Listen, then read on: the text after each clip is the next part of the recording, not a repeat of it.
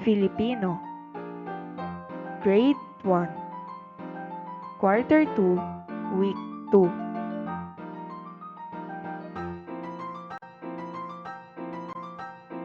Inilikha ni Victoria Jet Almoro Colmenar.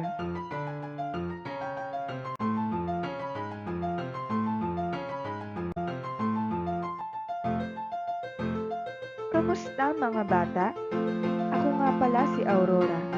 Samahan ninyo ako sa aking pag-aaral sa araw na ito.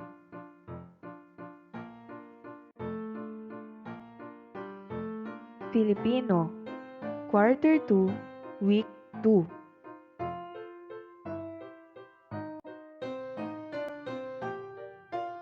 Ang ating paksa sa araw na ito ay ang paggamit ng magagalang na pananalita.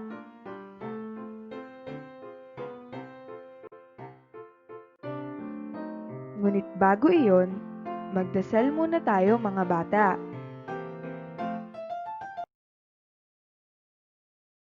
Sa ngalan ng Ama, ng Anak, ng Espiritu Santo. Amen. Aba, Ginoong Maria, napupuno ka ng grasya, ang Panginoon ay sumasayo.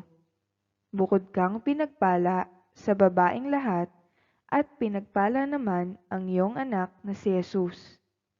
Santa Maria, Ina ng Diyos, ipanalangin mo kaming makasalanan, ngayon at kung kami mamamatay.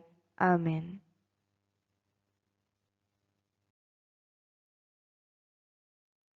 Ngayon naman ay tumula tayo. Batang Magalang. Batang Magalang. Ang batang magalang, kinatutuwaan ng mga magulang at maging sino man. Ang po at opo, laging nasa puso, lalo na't kausap ng mga kaanak.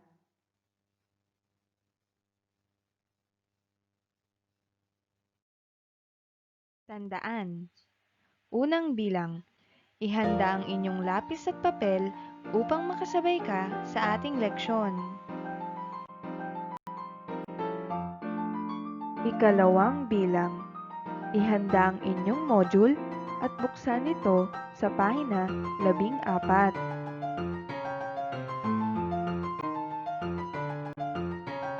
Ikatlong bilang, gamitin ang mata at tenga upang maunawaan ang ating leksyon sa araw na ito. Sa araling ito, ikaw ay inaasahang: una, makagagamit ng magagalang na pananalita na angkop na sitwasyon tulad ng pagpapakilala sa sarili, pagpapahayag ng sariling karanasan at pagbati, at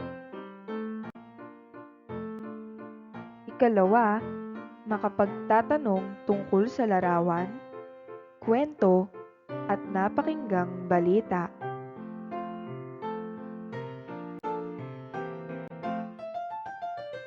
Ang magagalang na pananalita ay ginagamit sa iba't ibang paraan. Sa kabuuan, ang paggamit ng mga ito ay pagpapakita ng respeto at paggalang sa kausap.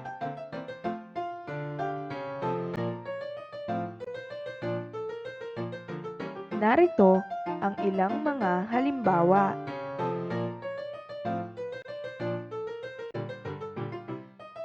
Magagalang na pananalita. At kung kailan ito gagamitin. Una, magandang umaga po. Ito ay ginagamit sa pagbati sa umaga.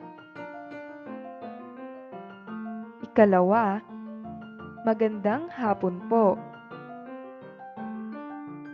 Ito naman ay ginagamit sa pagbati sa hapon. Ikatlo, magandang gabi po. Ito ay ginagamit sa pagbati sa gabi. Ikaapat, magandang araw po. Ito ay pagbati na maaaring gamitin sa umaga, hapon, o gabi. Ikalima, makikiraan po. Ito ay ginagamit kung makikiraan. Ika-anim, salamat po. Ito ay ginagamit sa pasasalamat.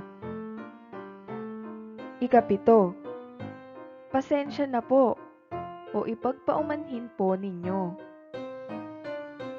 Ito ay ginagamit sa paghingi ng paumanhin. At ika-walo, maaari po ba? Ito ay ginagamit bilang paghingi ng pahintulot.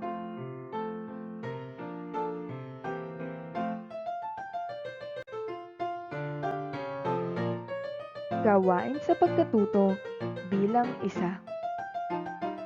Tingnan ang mga larawan sa ibaba.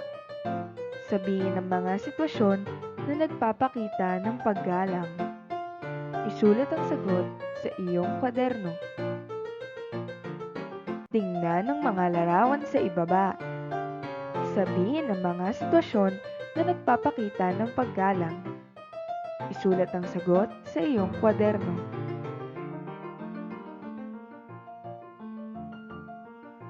Unang larawan.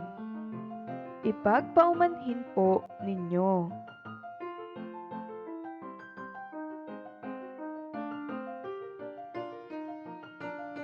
Tingnan ang larawan. Sabihin ang mga sitwasyon na nagpapakita ng paggalang.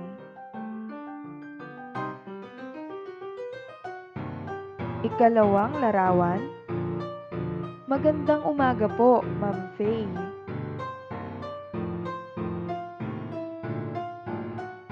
Ang larawan ba ay nagpapakita ng paggalang? Isulat ang sagot sa iyong kwaderno.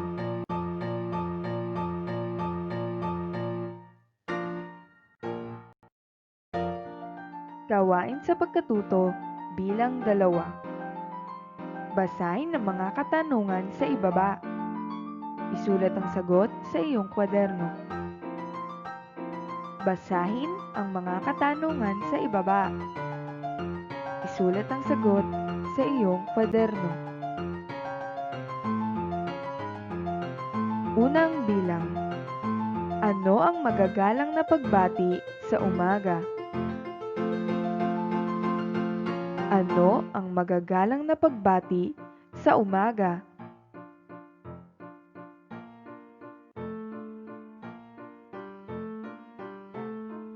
Ano naman ang sasabihin kapag tanghali at hapon?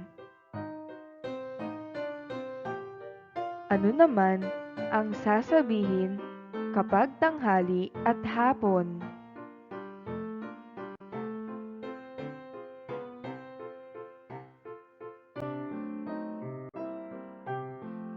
Ikalawang bilang. Ano-ano ang magagalang na pananalita ang ginagamit sa pagpapakilala sa sarili? Ano-ano ang magagalang na pananalita ang ginagamit sa pagpapakilala sa sarili?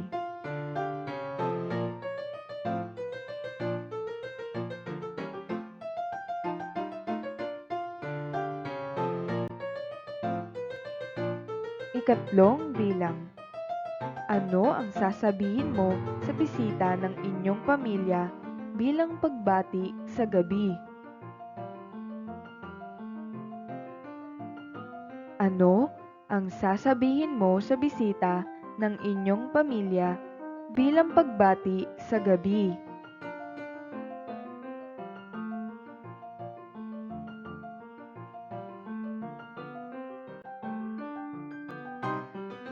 Ika-4 na bilang.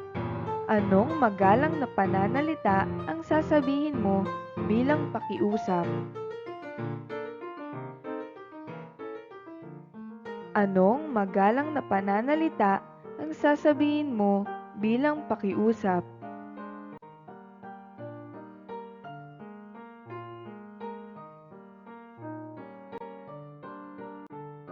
Ikalimang bilang, ano ang sasabihin mo sa inyong magulang bilang pasasalamat?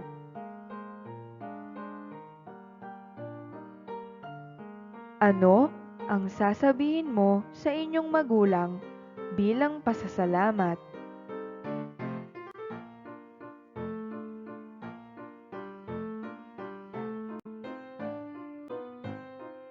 Gawain sa pagkatuto bilang 3. Sagutin ang sumusunod na mga sitwasyon sa ibaba. Isulat ang letra ng tamang sagot sa iyong kwaderno.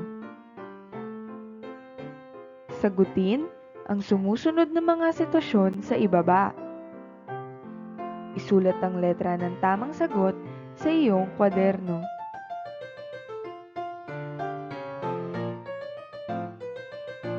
Unang bilang.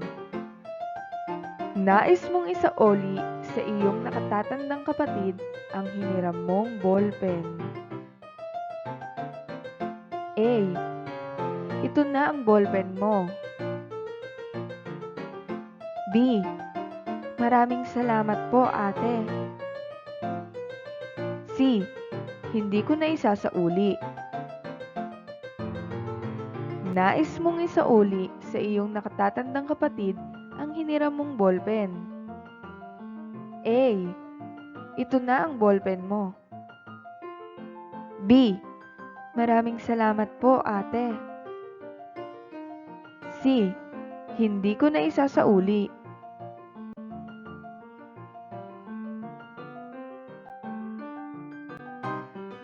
Ikalawang bilang. Ibig mong magpaalam sa iyong ina upang dumalo sa kaarawan ng iyong kaklase. A. Inay, maaari po ba akong dumalo sa kaarawan ng kaklase ko? B. Inay, pupunta ako sa kaklase ko. C. Pupunta ako sa kaklase ko. Ibig mong magpaalam sa iyong ina upang dumalo sa kaarawan ng iyong kaklase. A. Inay, maaari po ba akong dumalo sa kaarawan ng kaklase ko? B. Inay, pupunta ako sa kaklase ko. C. Pupunta ako sa kaklase ko.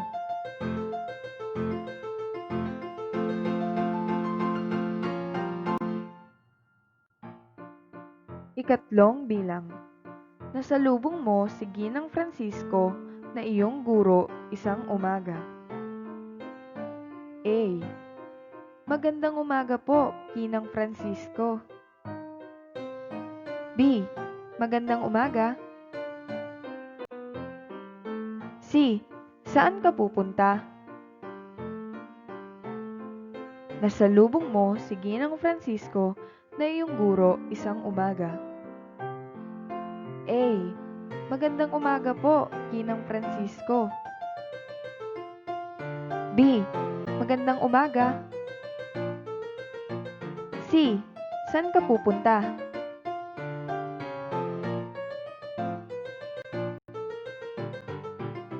Ikaapat na bilang. Nais mong hilingin sa iyong tatay na iabot ang baso na nasa tabi niya. A. Iabot mo nga ang baso. B. Pakiabot po ng baso, tatay.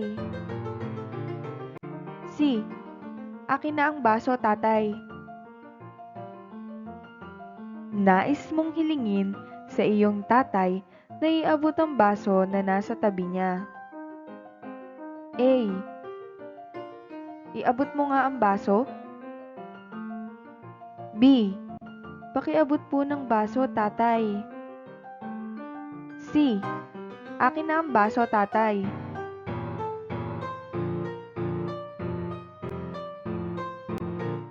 Ikalimang bilang. Binigyan ka ng baong pera ng iyong tatay. A. Salamat po, tatay. B. Kulang pa po, tatay. C. Wag na, tatay. Binigyan ka ng baong pera ng iyong tatay. A. Salamat po, tatay. B. Kulang pa po, tatay. C. Wag na, tatay.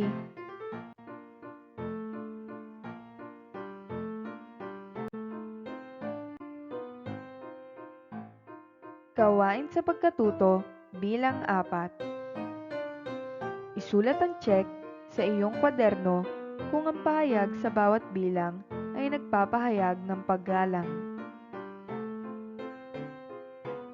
Isulat ang check sa iyong kwaderno kung ang pahayag sa bawat bilang ay nagpapahayag ng paggalang. Unang bilang. Magandang hapon po, Ginoong Alex. Magandang hapon po, Ginoong Alex.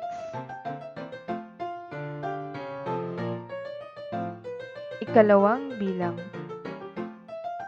Binibining Sanchez, maaari po ba akong lumabas at magtungo sa kantin? Binibining Sanchez, maaari po ba akong lumabas at magtungo sa kantin?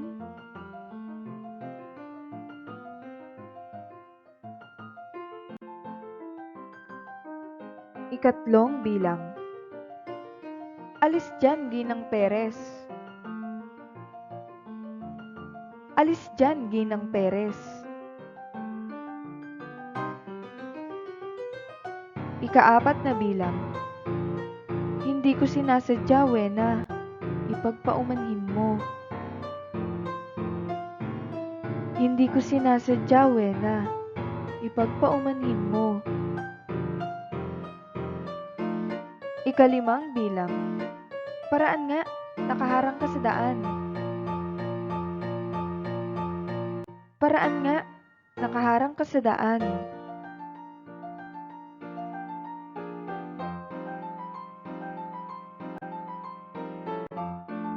Gawain sa pagkatuto bilang 5. Puna ng patlang ng tamang sagot. Isulat ito sa iyong kwaderno. Gagamit ako ng blank na pananalita sa aking pakikipag-usap sa matatanda at kamag-aral sa lahat ng pagkakataon. Gagamit ako ng blank na pananalita sa aking pakikipag-usap sa matatanda at kamag-aral sa lahat ng pagkakataon.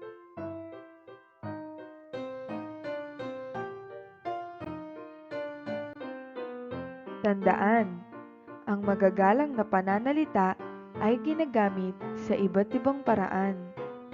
Sa kabuuan, ang paggamit ng mga ito ay pagpapakita ng respeto at paggalang sa kausap.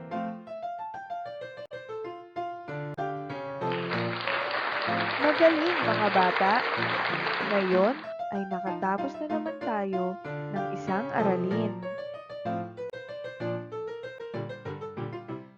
Filipino, Grade 1, Quarter 2, Week 2. Reference: Pivot 4A, Learner's Material. Filipino, Unang Markahan, Week 2, Pahina 14 hanggat 17.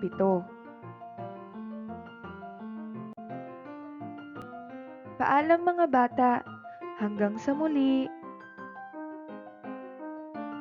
Nilikha ni Victoria Jet A. Colmenar.